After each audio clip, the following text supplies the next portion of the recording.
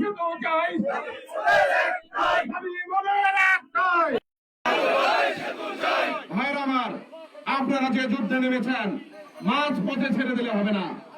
এই যুদ্ধে এবার আমরা দেওয়ানগঞ্জবাসী জয় লাভ করবো ইনশাআল্লাহ। বিসমিল্লাহির রহমানির রহিম।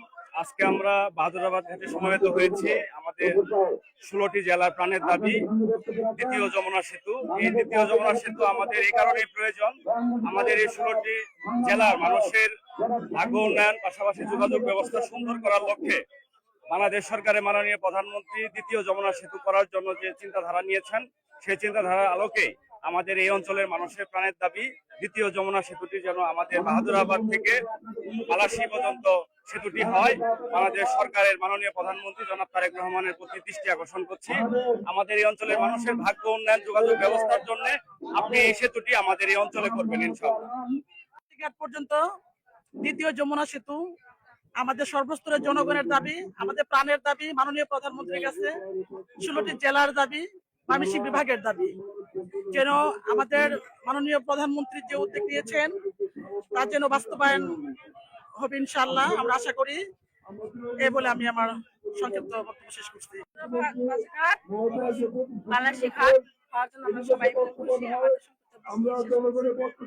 আমাদের জাতীয় সংসদে উপস্থাপিত চাই সফল এবং সার্থক করতেছেন। আমি সকলকে গণপ্রজাতন্ত্রী বাংলাদেশ সরকারের মাননীয় প্রধানমন্ত্রী জনাব তারেক রহমান সাহেব বিভিন্ন যোগাযোগ মাধ্যমের সাথে যারা জড়িত, তারা বিভিন্ন দূর দূরান্ত থেকে এসেছেন। আমি সুদাইবার ইউনিয়নবাসীর পক্ষ থেকে দ্বিতীয় যমুনা সেতুর দাবিতে তারা এসেছেন, আমি ধন্যবাদ জ্ঞাপন করছি। যমুনা সেতু কোন একটি অদৃশ্য শক্তির জন্য ইসলামিক ঘাটার গণপ্রজাতন্ত্রী বাংলাদেশ সরকারের মাননীয় বেসামরিক বিমান পর্যটন মন্ত্রী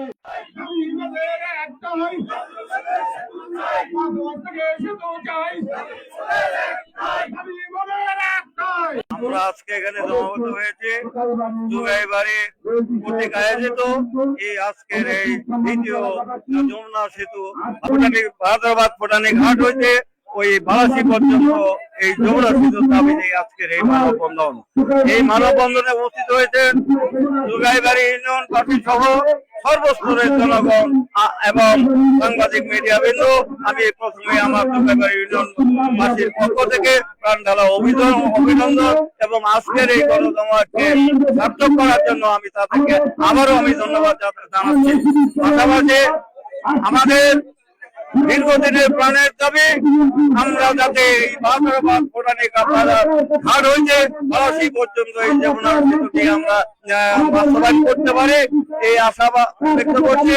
মাননীয় প্রধানমন্ত্রীর কাছে আমাদের বিনীত আবেদন যাতে আমরা এই বাহাদুরাবাদ নৌঘাট হইতে সেই বালাসী পর্যন্ত এই যমুনা সেতুটি পাই, এই জোর দাবিটা আমাদের মাননীয় প্রধানমন্ত্রীর কাছে আমরা রাখছি।